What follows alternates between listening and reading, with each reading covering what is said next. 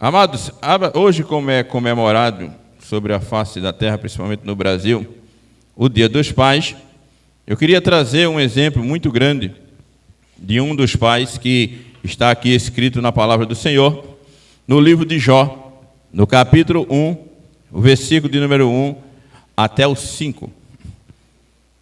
Jó, capítulo 1, o versículo de número 1 até o 5. Quando você achar, você possa assim dizer amém. Eu sei que eu não escuto os irmãos bem, devido a essa máscara, ela impede o som. Que diz assim: havia um homem na terra de Ur dos caldeus. Ele era um ser humano bom, honesto, justo, amava respeitosamente a Deus e evitava praticar o que era mal. Jó era pai de 7 filhos e 3 filhas. Ele possuía 7.000 ovelhas, 3.000 camelos, 500 juntas de boi e 500 jumentas. Tinha também muitos servos a seu serviço. Era um homem mais rico entre todos os habitantes do Oriente de sua época. Seus filhos costumavam visitar uns aos outros, e cada vez um deles preparava um banquete e mandava convidar suas 3 irmãs para comer e beber com ele. Assim que passava o período da festa e banquete, Jó os mandava chamar e fazia com que se santificasse por meio dos ritos de purificação. Jó levantava-se ao romper da manhã e oferecia holocausto, isso é, sacrifício completamente queimado, em nome de cada um de seus filhos, pois pensava: talvez meus filhos tenham pecado, ainda que no íntimo de cada um, e assim blasfemando contra Deus em seu coração. E era assim que Jó vivia e procedia. Amém? Podeis sentar. Nós sabemos que ser pai é, em primeiro lugar, uma alegria muito grande, tá? E também, ao mesmo tempo, um grande privilégio de Deus conceder a um homem unir a sua esposa e daí gerar filhos. E isso é bênção de Deus, porque assim Deus estabeleceu, quando lá no começo Ele formou a primeira família, e disse a eles que eles crescessem, multiplicassem e enchessem a terra. Então Deus já estava dizendo ali ao primeiro casal, lógico que não vai haver assim um cumprimento dessa palavra literalmente, de encher a terra, porque não é só um casal para encher a terra, tá certo? Mas que é muito bom e muito gratificante ser pai. Eu sei que no dia de hoje se comemora sobre a face da terra esse dia. E a gente sabe, assim como eu e muitos, os nossos pais, o nosso pai não está presente. Mas, mesmo assim, devemos agradecer a Deus pelo pai do qual ele já esteve conosco, e darmos continuidade à vida, porque a vida ela continua e a gente não pode parar, porque os nossos pais que já partiram, eles assim já cumpriu na terra o tempo estabelecido por Deus. Amados, eu estava observando este homem, Jó, e havia uma preocupação muito grande dele para com seus filhos. Ele era um sacerdote. É um dos sacerdotes. Sacerdote é exatamente aquela pessoa que tem a responsabilidade da sua família. Todos nós somos sacerdotes, tá? O sacerdote no Antigo Testamento, ele era um mediador entre Deus e o homem. Hoje, todo cristão, ele é sacerdote. Todo cristão, tá certo? Está lá no livro de 2 Pedro, capítulo 2, o versículo de número 9. Gerações eleita, mas também sacerdócio real. E como sacerdote, que nós somos como pai e responsável pela família, nós também, pela graça do Senhor e pelo sacrifício de Jesus, Ele nos deixou o caminho aberto. Hoje, eu e você podemos, através da oração, entrar no lugar santo do santo, pelo novo e vivo caminho feito pelo Senhor Jesus Cristo.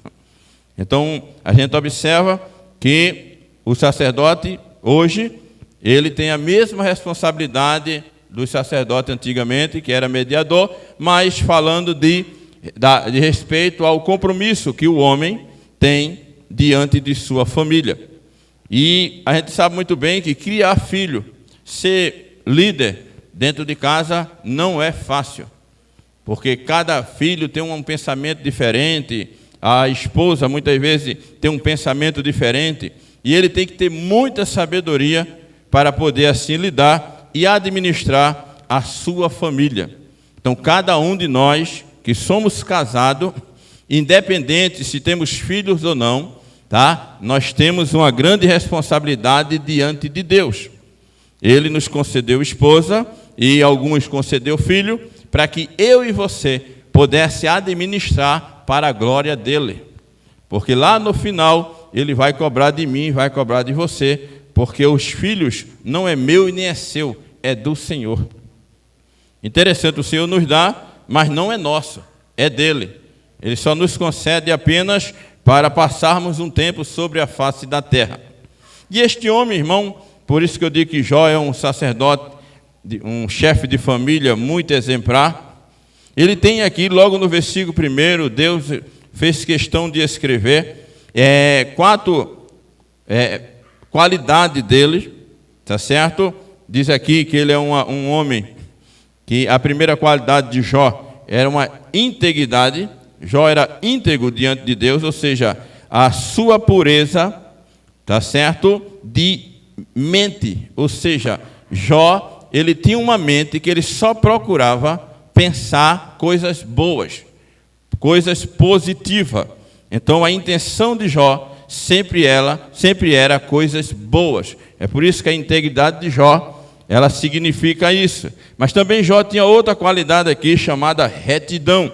Retidão diz respeito a atitudes honestas em qualquer procedimento. Porque a gente vai ver o versículo depois, vai dizer que ele possuía 1.000 ovelhas, 3.000 camelos, 500 juntas de bois, 500 jumentas. Tinha também muitos servos e servas a seu serviço, e era considerado na época o homem mais rico. Então era um homem comerciante, ele fazia negócio. E como ele era um homem reto, tá certo? Que está relacionado à honestidade em qualquer procedimento, com certeza todo o negócio dele era de maneira que agradasse em primeiro lugar a Deus. Ele não gostava de enganar os negócios, a quem ele fazia negócio. Porque a gente sabe muito bem, quem tem negócio sempre está negociando, comprando, vendendo. E infelizmente acontece de se vender coisas ruins dizendo que é boa. Mas Jó, ele tinha um compromisso em primeiro lugar com Deus. Tá certo? Então ele tinha essa qualidade. A outra qualidade de Jó é que ele temia a Deus. Ou seja, ele tinha um compromisso com a verdade de Deus acima de tudo. Ele colocava Deus em primeiro lugar. Em primeiro lugar na vida dele era Deus, era a verdade de Deus, era aquilo que Deus queria que ele fizesse e glorificasse a ele. A outra qualidade de Jó é que ele se desviava do mal, ou do pecado. Ou seja, isso quer dizer evitar qualquer coisa que não agrade a Deus. Então a gente observa, tá certo, que este homem, além de ser rico, ele tinha essas qualidades. Ele também tinha 7 homens e 3 meninas, no total dando assim 10 filhos.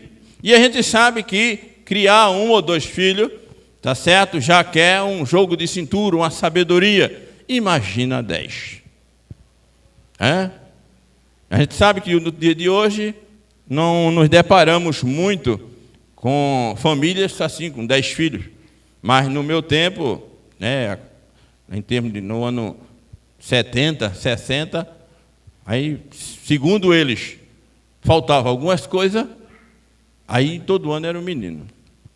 Aí daqui a pouco as casas estavam repletas, 10, 12, tá certo? Então, naquele tempo havia, mas hoje, graças a Deus, há um controle maior e a maioria das famílias, no máximo 2 ou 3.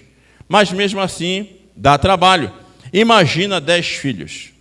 E Jó era uma pessoa, irmão, que com toda essa responsabilidade que tinha, tá, no seu comércio, ele sobreeducar seus filhos, ele manter os seus filhos dentro dos padrões que Deus requeria.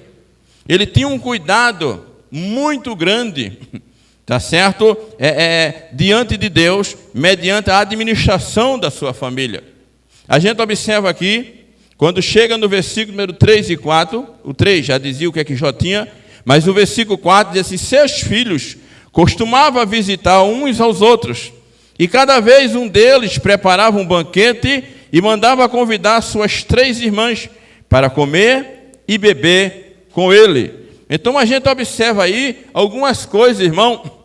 Já viu que essa família era uma família unida, porque havia uma preocupação, uma alegria de quando um irmão chegar na casa do outro, ele convidava as 3 irmãs. Imagina se isso ocorresse 2 ou 3 vezes por mês.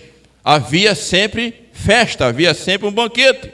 Então a gente observa aqui que Jó criou esses filhos, fazendo com que eles não houvesse desunião. Não eram pessoas perfeitas, mas Jó trabalhou com esse objetivo. E a gente vê essa família, uma família unida, independente do poder financeiro que tinha, independente das posses, tá? Mas sempre era uma família unida. É isso que a gente observa. A outra coisa que a gente observa aqui, irmão, é que essa família, ela compartilhava momentos bons, mas a gente sabe que quem compartilha momentos bons também compartilha momentos ruins. Então, família é para isso, tá? Família não é só para o momento alegre, mas também para os momentos de dificuldade. Porque família, irmão, em primeiro lugar, Deus, segundo a família. Quem muda isso não anda muito, não tem muito sucesso. Se é eu e você como pai, líder de família, quisermos ter sucesso e ver os nossos filhos bem, ver nossas famílias bem, é Deus em primeiro lugar, em segundo lugar a nossa família.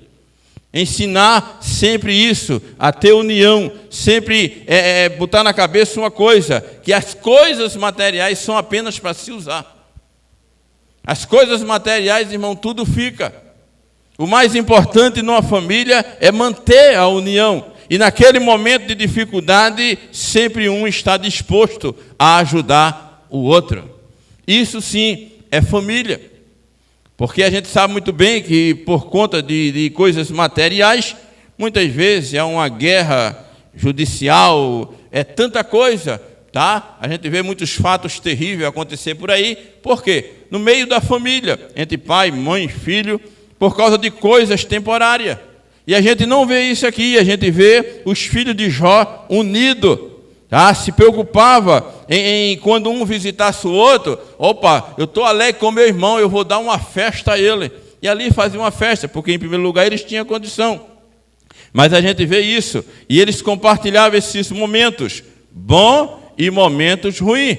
Isso dá a entender que eles se ajudavam no momento que um precisava do outro, não só financeiramente, mas também em palavras. Que muitas vezes, irmão, na nossa família, independente do tamanho, sempre há esses momentos difíceis.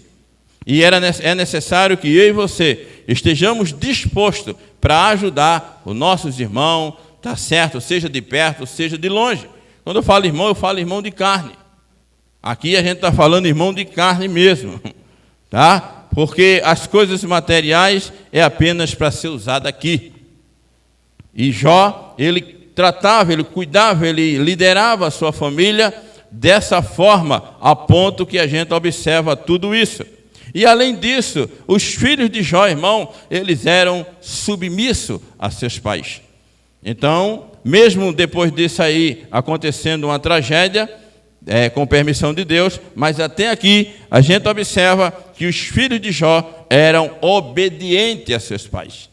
E isso é coisa maravilhosa, já foi lido aqui no livro de Efésios, capítulo número 3, 6, o versículo de 1 a 3, que é um dos grandes mandamentos do Senhor, é que os filhos sejam obedientes aos pais. Isso agrada, em primeiro lugar, a Deus. Mas quando chega aqui no versículo de número 5, é onde eu queria demorar mais um pouco. Eu tenho observado aqui o comportamento de Jó como sacerdote da família. Nós sabemos, meu irmão, que liderar a família não é fácil. Ou é fácil? É fácil? Não, não é fácil. Tá?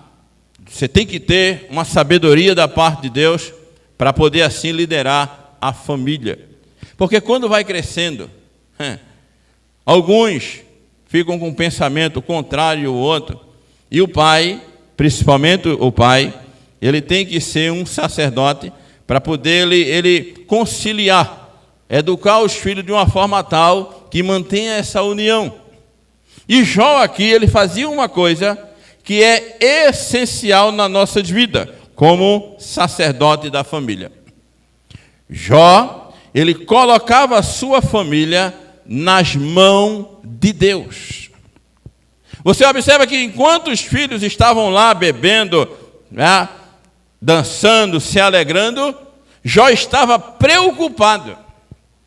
Ele estava preocupado, ele vai que os meus filhos, após o banquete, tenha exagerado no vinho, e daí usado algumas palavras, e essas palavras venham, desrespeitar a Deus. Você vê que Jó não estava na festa, quem estava na festa eram os filhos. Mas Jó pensava já numa atitude negativa dos filhos. E isso quer dizer o quê, irmão? Que nós, como pai, nós precisamos entender uma coisa, que os nossos filhos, a nossa esposa, ela precisa ser colocada diante de Deus todo dia. Todo dia é minha responsabilidade, é responsabilidade de cada marido, tá certo? De cada pai, colocar os seus filhos, colocar a sua família todo dia diante de Deus. Porque no mundo em que Jó vivia, não é diferente do que nós vivemos. Havia muitos problemas lá, coisa que nos dias de hoje é os mesmos problemas, só em quantidade maior. E a gente precisa, como sacerdote da família, tá certo? Entender que não há outro lugar melhor do que a nossa família está, a não ser nas mãos de Deus. Aí você pode dizer assim, mas meu filho, tá certo? É uma dor de cabeça. Eu não quero saber se o teu filho é dor de cabeça, se a filha é dor de cabeça, se meu filho é dor de cabeça. Não. A nossa responsabilidade é colocar a nossa família na mão de Deus. A gente não pode olhar pelo o comportamento dos nossos filhos. Se é bom, se é ruim. Não. A nossa responsabilidade é todo dia colocar a esposa, colocar os filhos nas mãos do Senhor. Porque quantos livramentos Deus tem assim concedido? Quantos livramentos Deus tem concedido a nossas esposas e os nossos filhos? Mediante a minha e a tua oração. Às vezes o filho sai, tá certo? E a gente já orou de manhã ao nos acordar. E colocamos aquele jovem, aquela criança, aquela mulher na mão do Senhor. E muitas vezes quando retornam afirmando, olha, grande foi o livramento, foi a tua oração. Quantos filhos não têm descido à sepultura porque papai tem orado? Quantos livramentos têm se dado porque papai tem orado? Porque a oração do sacerdote da família, irmão, como eu já disse, ela tem endereço certo. Ela entra no lugar santo dos santos. Não pense, tá certo, que a nossa oração, ela não chega no trono de Deus, ela chega. Assim como as esposas ora por nós e ora pelos nossos filhos, mas hoje é especialmente a gente, como marido. Precisamos manter. Ah, pastor, eu não oro. Comece hoje, coloque a tua esposa, coloque os teus filhos nas mãos do Senhor. Porque os dias são semelhantes ao de Jó. Os dias são maus? Sim, o de Jó também era. Os dias são perigosos? São, o de Jó também era. O problema hoje é com aquilo que eu disse, é só questão de quantidade, mas o perigo é o mesmo. O mesmo inimigo que estava lá está no tempo de hoje. As mesmas coisas que havia lá no tempo de hoje. Mas quando nós colocamos os nossos filhos nas mãos do Senhor, aí eu e você vai ver Deus agir. Porque às vezes pai e mãe já tem falado, não tem problema nenhum. Mas tem ocasião que é melhor colocar nas mãos do Senhor. Então é minha responsabilidade. É responsabilidade do sacerdote da família. E isso Jó fazia. Jó, além de se preocupar, Jó orava pelos seus filhos. Jó se preocupava de uma maneira além do normal. Através de oração, observa aqui no versículo 5, que após terminar a festa, Jó os mandava chamar. Jó mandava chamar os 10 filhos e fazia um sacrifício, conforme está no livro de Levítico, tá certo? Oferecia um cordeiro no ritual que está lá no capítulo 4, tá? Para que ele se santificasse. E olhe, que aqui não mostra que Jó perguntava a ele, olha, o que vocês disseram, Jó imaginava. Vai que ele, no coração, fale uma palavra que venha essa de encontro a Deus. Então ele já se preocupava e já se antecipava em chamar os filhos e ali fazia esse ritual, tá certo? De purificação nos seus 10 filhos. Então havia uma preocupação, e Jó, ele fazia, tá certo? O trabalho de sacerdote conforme eu e você precisamos manter fazendo. Porque muitas vezes, tá? Nós podemos alcançar, ter problema, é normal na família, mas muitas vezes, muitos problemas vêm por falta de oração do sacerdote. Muitas vezes o sacerdote não está orando, o pai não está orando, e muitas vezes surgem problemas que poderia Deus intervir se o sacerdote estivesse orando.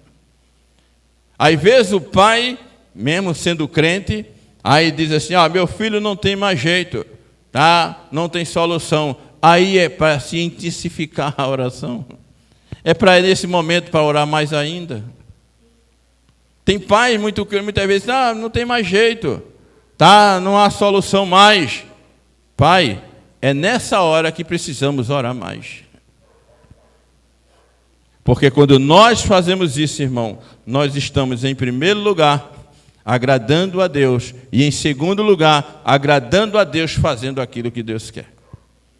Porque é responsabilidade minha e sua. Mas tem mais algumas coisas aqui. Observe uma coisa. Jó, ele não irritava os filhos. Jó, ele administrava, ele liderava a sua família de uma forma tal. Por que ele não irritava os filhos? Porque se ele irritasse, tá? No momento que os filhos terminassem o banquete, não o obedecia.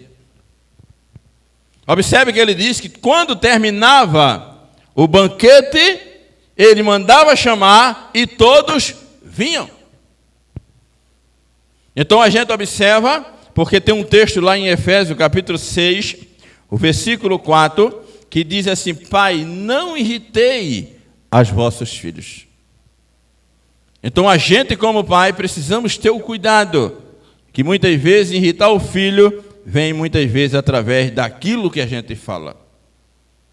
Porque infelizmente, tá? O pai, ele tem uma função muito grande, uma responsabilidade muito grande, mas se ele não tiver cuidado, ele fala coisa que prejudica o próprio filho. E isso leva o filho a ficar irritado.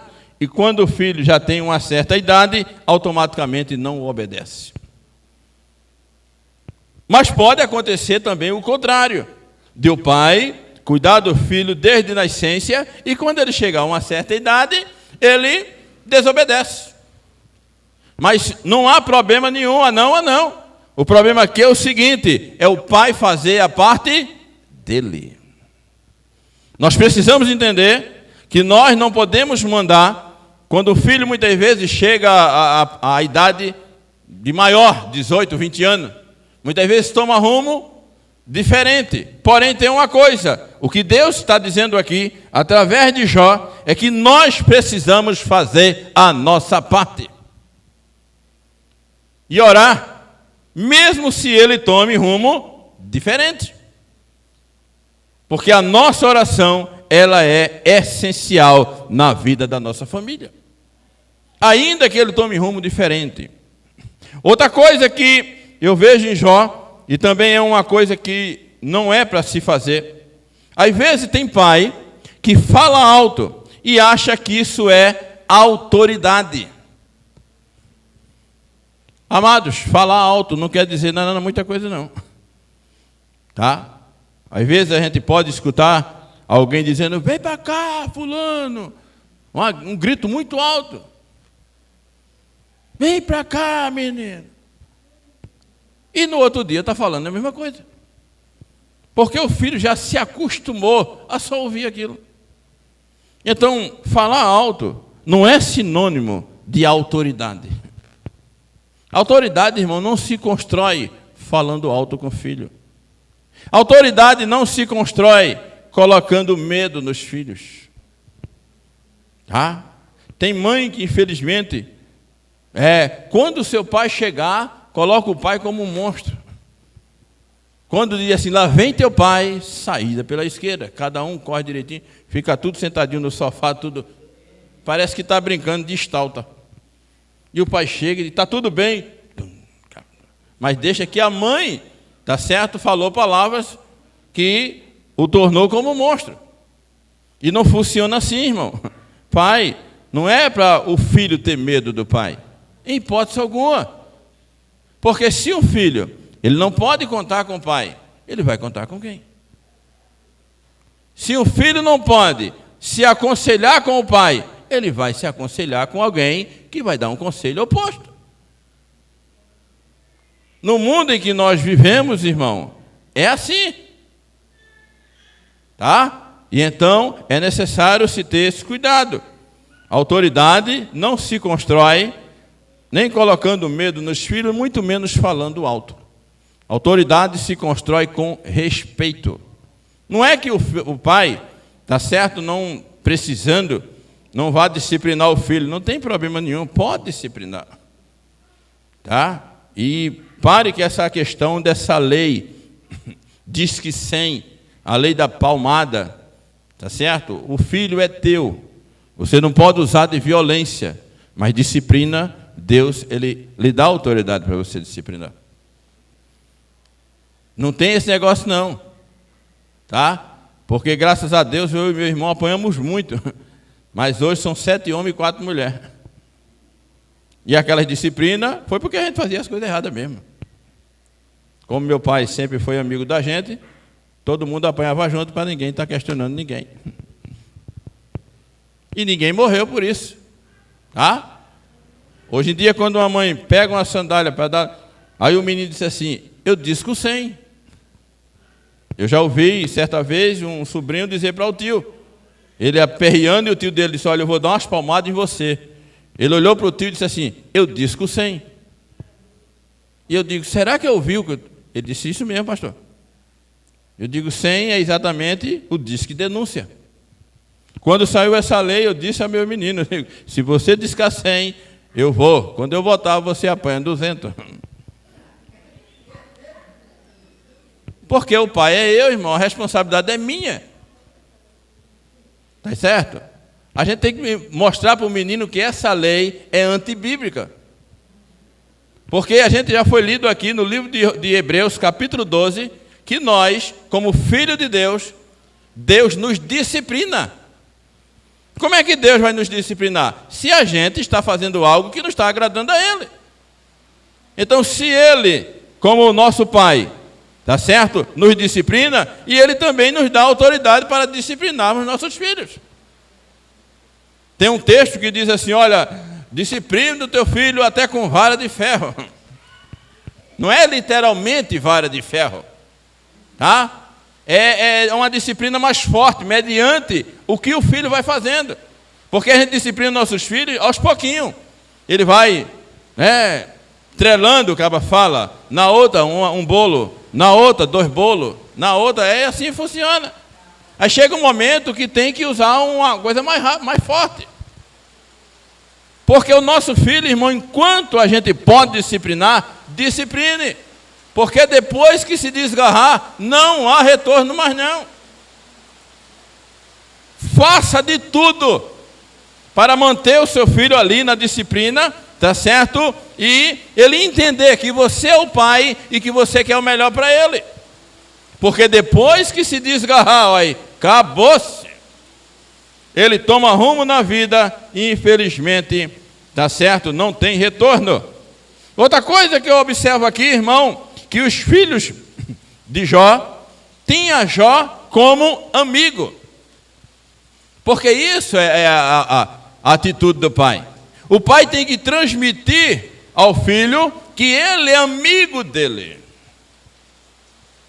Porque se o filho não vê isso no pai, automaticamente ele vai pedir conselho, pedir orientação a pessoas que muitas vezes vai dar e vai dar de forma errada. E a responsabilidade nossa é orientar, auxiliar, ajudar os nossos filhos. Mas para isso temos que ter um comportamento que faça com que ele nos veja como amigo. Porque, amados, para dar conselho é fácil. Mas não existe melhor conselho do que papai. Mesmo que o conselho seja oposto àquilo que o menino queira. E a gente tem que botar na cabeça, irmão, que o tempo que nós estamos vivendo não é diferente do que Jó vivia. O diabo de lá é o mesmo diabo de cá. O que muda hoje é a quantidade, mas é a mesma coisa. O pai, amados, ele precisa de ser um pai que nem eu vejo aqui em Jó, um pai protetor, cuidador. Observe que Jó tinha cuidado na parte material e na parte espiritual dos seus filhos. E às vezes, podemos estar errando na parte espiritual, só dando material. Porque, infelizmente, muitos filhos, a gente vê sobre a face da terra, é extremamente rebelde. Por quê? Porque o pai dá tudo. O que quer o pai dá. E quando chega um tempo em que o pai não tem mais condições, aí o que acontece? Aí ele se rebela. Mas a culpa é do próprio pai. E a gente vê aqui que Jó cuidava da parte material e também da parte espiritual da sua família. E ele, para mim, é um dos pais que, para mim, é um exemplo na Bíblia. Tá certo? Que ele tinha um cuidado muito grande com a sua família. E assim como Deus, ele coloca prioridade na sua família, eu e você precisamos colocar Deus em primeiro lugar e em segundo lugar a nossa família. Irmão, bota na cabeça uma coisa: uma família unida, uma família que não utiliza das coisas materiais para ser melhor um do que o outro, tá certo? É uma família que vive bem. Uma família, um irmão que está passando por uma situação, de repente ele passa uma mensagem para o outro: olha, eu estou assim. Ao outro diz: eu não posso te ajudar, mas liga para fulano. Alguma ajuda vai ter. Isso se chama família. Família é para isso. Tá? No momento que um esteja precisando, automaticamente recorrer a alguns. Que às vezes tem família que tem 5, 6 pessoas. E a gente pegar o que temos de material, o tempo que a gente tenha, ou alguma coisa que a gente pode fazer para socorrer os componentes da nossa família.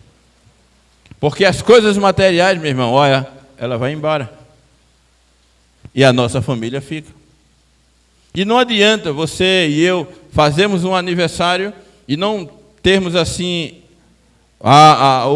o privilégio de estar no aniversário os nossos irmãos, filhos dos mesmos pais. Quantas famílias fazem aniversário e os irmãos não vêm? Por quê? Porque é uma família desunida. E observa aqui que a família de Jó era unida, porque Jó, ele se preocupava em manter essa união. Assim também é igual ao nosso Pai do céu. É um Pai, o nosso Deus é um Pai bondoso, deu seu único filho para morrer por nós. Então o nosso Pai, também do céu, ele é misericordioso. Ele é um Pai assim que perdoa todo o mais vil pecador. Então, amados, você que é pai, Deus, ele continue te abençoando. Agora lembre de uma coisa, há uma grande responsabilidade nas nossas vidas. Coloque teus filhos diante do Senhor. Coloque. Ah, pastor, está dando tudo errado. Coloque diante de Deus. Nós temos que entender que nós servimos um Deus, irmão, que pode todas as coisas. Amados, muitas orações feitas por pais, tá certo? Tem tido resultados maravilhosos. Continue orando. Se você tem filho que está cheio de problema, não tem isso não. Coloque na mão de Deus. Coloque na mão do Senhor. Senhor, está nas tuas mãos. Eu já falei, eu não posso resolver, mas eu sei que o Senhor pode. E nunca desista do seu filho. Nunca. Pode estar do jeito que estiver. É seu filho. Só desista na última palavra que venha de Deus. Enquanto Deus não falar, continue lutando pelos seus filhos. Sempre, em primeiro lugar, o colocando nas mãos do Senhor. Porque Deus, a qualquer momento, Ele pode fazer mudanças. Porque o nosso Deus, irmão, é um Deus que pode todas as coisas. A gente tem muito testemunho de muitos pais que oraram muito pelos seus filhos. E quando muitos acharam que estavam perdidos, tá? Deus mudou a situação. E o Deus que nós servimos, Ele continua o mesmo. E Ele pode mudar a situação de famílias que estão precisando urgentemente de um agir de Deus. Então fica essa palavra nessa noite para nós,